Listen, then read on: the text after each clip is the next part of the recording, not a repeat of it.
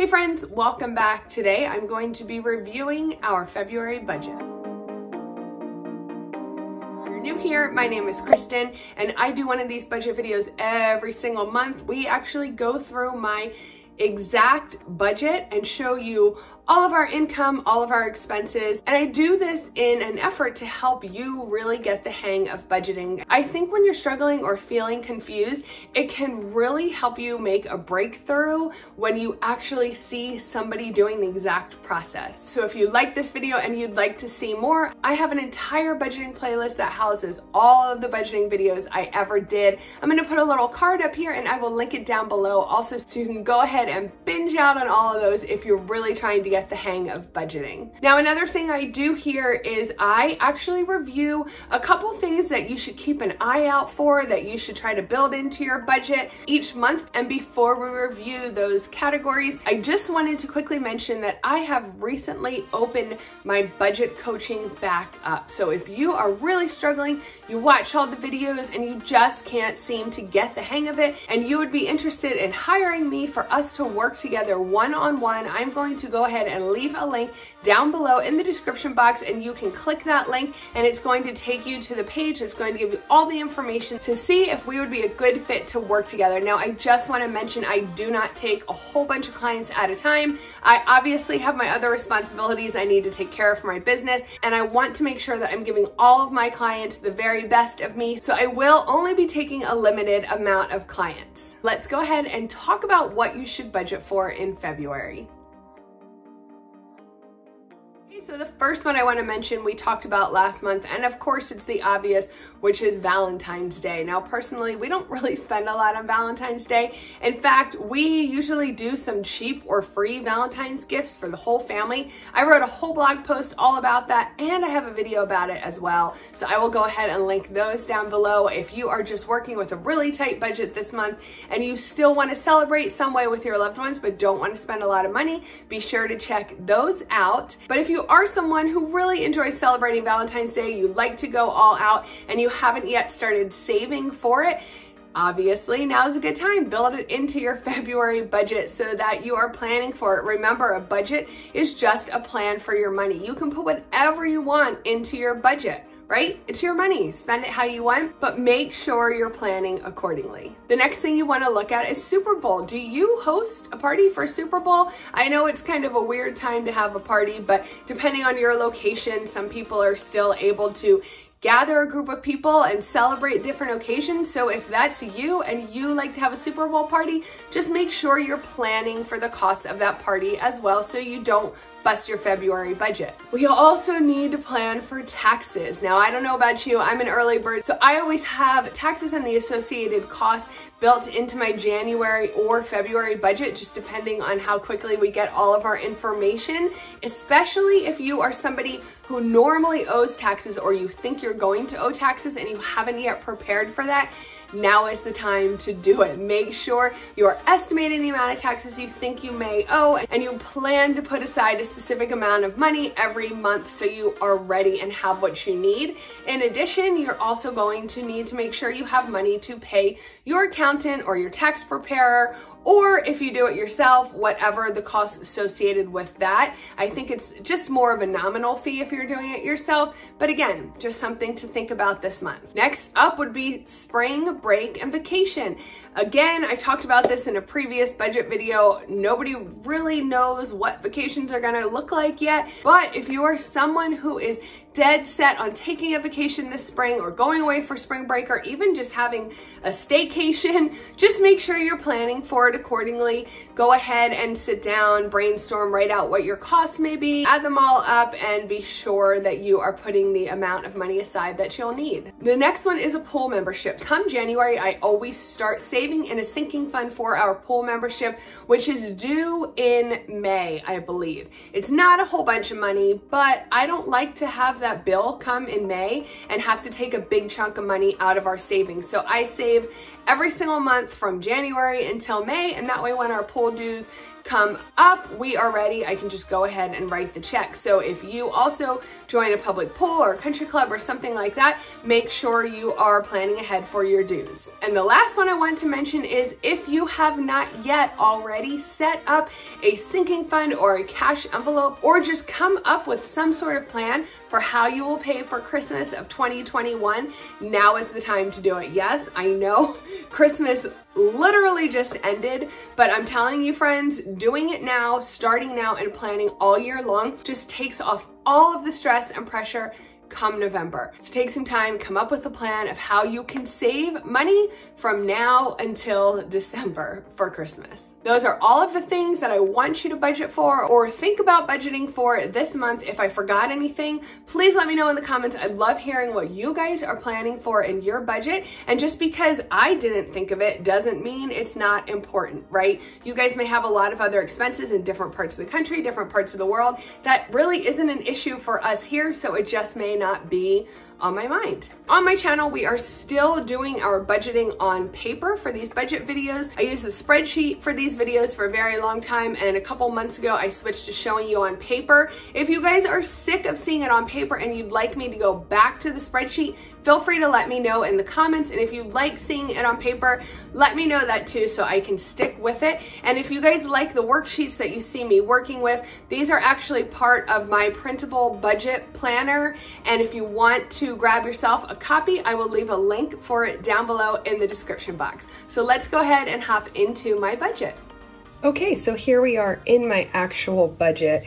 And of course, we always start with my bill calendar, and this is essential because it just allows me to lay everything out in one place, in one spot, and really get a feel for the month and all of the expenses at a time. And the way we've been budgeting is by each paycheck. So this is broken down by 2 different paychecks. The first paycheck runs here from January 19th until February 1st, and all of those expenses are in pink. And then our second paycheck of the month runs from February 2nd until February 15th, and all of those expenses we will be paying with that paycheck are highlighted here in orange. I also did make a note down here in orange because these are the amounts I would like to save for some new sinking funds that I will be talking about in the actual budget. All right, so hopping into our very first budget of the month.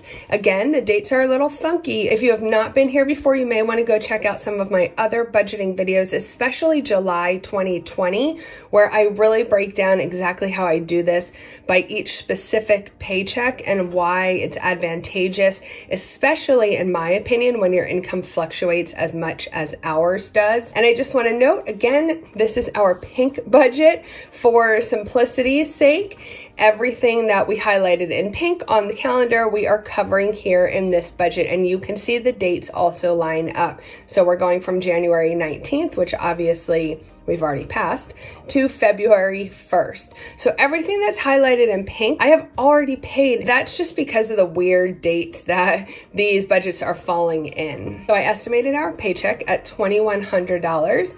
And then I estimated I'm going to take about $150 from my business this month. So that gives us a total estimated income for this pay period, $2,250.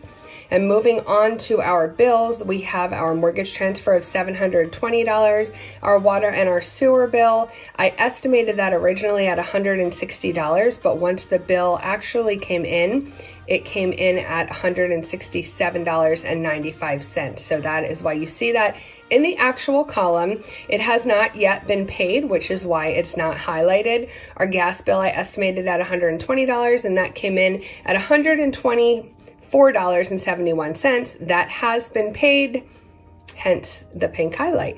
And our electric bill I estimated at $75, and I was way off base because that came in at $91.45. And yes, I'd rather pay extra than freeze. Our bill total I estimated at $10.75, and total actually came in at $11.04.11. Now, you can see this area here is blank. I don't have any debt because we are debt free except for our mortgage, and our mortgage occurs up here. And I don't have any extra expenses that I'm aware of for this pay period, so that's why that's blank. Now coming up here to our spending categories, cars, we are going to put $25 in our car account, $75 in clothing, $300 in food. If you guys follow me on Instagram, then you know we are still consistently overspending on food. Thank you, COVID. $40 for fuel, $50 for gifts, $20 for giving, $50 for home, $50 for household, $100 for medical, $100 for miscellaneous, and $75 for pets. And you can see I've already transferred all of those amounts. Everything's highlighted and we're good with those categories. Now, the next thing I want to point out here is our saving and sinking fund section. And this only includes $250 that I want to transfer to our savings account for our January bills. Now, I mention this each month, but this covers a couple little bills that we save for year round, like Amazon Prime, our car insurance, and both of our term life policies get drawn automatically out of our savings account. So this is why we transfer this amount to savings every month to cover those bills. Our total savings is $250. And then our totals for the month, again, our estimated income up here was $22.50. minus all of our expenses, which would be Section B, Section C, and Section D. They total $19.60. And then our savings for $250. When we subtract our expenses and our savings from our income, that gives us a balance of $40. And I always try to note my goal here, which is still to get 1 month ahead on bills. As you can see, that $40 isn't really going to get us there. That's okay. I mark it down anyway, just to kind of keep it in the forefront of my mind and to make sure that I remind you guys what current goal we're working towards. But it looks like this month is going to be a little bit on the shorter side for us. So let's see what the next pay period looks like. Okay, so remember, this is our orange pay period and everything's highlighted in orange here. And this pay period goes from February 2nd to February 15th. And I am estimating $2,000 for our pay. And if I'm being really honest, that might actually be on the higher side. So we're gonna roll with it and I will explain what I do if that comes in substantially lower. So here for our bills, we are going to give $150 to our church, $700 to our mortgage transfer, $29 to World Vision. I am estimating Comcast at $140 and I estimated AT&T at $130. That came in at $130.20. And I don't know if I mentioned it here on YouTube. I know I talked about it in an email and on Instagram. Usually you'll get information faster if you follow me on Instagram, but we did lower our cell phone bill substantially. So you probably notice a big difference if you watch these videos every month. Yay. So our total estimated bills for this pay period would be $11.69. And then this is also the pay period where we give myself and my husband our personal money, $70 for him, $60 for me. And we plan to put $20 in a haircut envelope and $25 in the kids stuff account. That's just for little things that come up that we like to do for the kids. Moving up here to our spending categories, $25 for cars, $50 for clothing, $250 for food, $30 for fuel, $50 for gifts, $20 for giving, $40 for home, $40 for household, $50 for medical, $100 for miscellaneous, and $75 for pets. That gives us a total of $730 for all of our spending categories. Now, when we look at our savings and sinking funds for this pay period, I do have $100 going into my Roth IRA, and we are starting a pool and a Christmas sinking fund. We usually get the bill for our pool dues in May, I believe. So I started saving $51 each month towards our pool dues, and then we will have all the money we need when that bill arrives.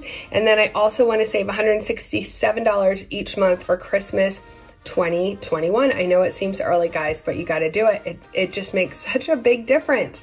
So the total for all of our savings is $318. And let's take a look at these totals. They're not looking very good this pay period. Again, our estimated income was $2,000. That's up here from Section A. If you're wondering where these letters are coming from, they're here in the lower left-hand corner of each section. So then it says here for expenses, we are going to add Section B, Section C, and section D. And that gives us total expenses of $2,074. And then we are going to take section E here, which is $318. And we're going to subtract again our expenses and our savings from our income.